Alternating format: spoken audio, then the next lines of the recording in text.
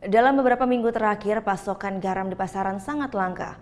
Namun, hal ini justru memberi berkah bagi petani garam di Kelungkung. Jika biasanya 1 kg garam dihargai Rp6.000, kini petani dapat menjual hingga Rp30.000.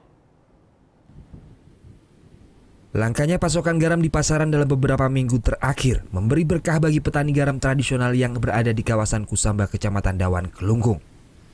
Salah seorang petani garam, Dewa Ketut Chandra, mengaku jika biasanya harga garam di tingkat pengepul dihargai Rp6.000 per kilogram, kini ia dapat menjual mencapai Rp30.000 per kilogramnya.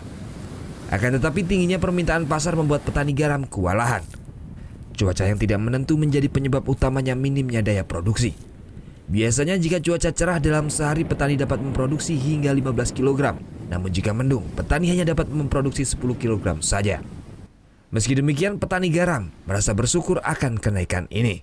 Mungkin meningkat. Meningkat ya. Berapa harganya sekarang Pak untuk 1 kilo itu? 1 kilo 30. 30.000 nggih. Ya. Sehari berapa bisa produksi Pak?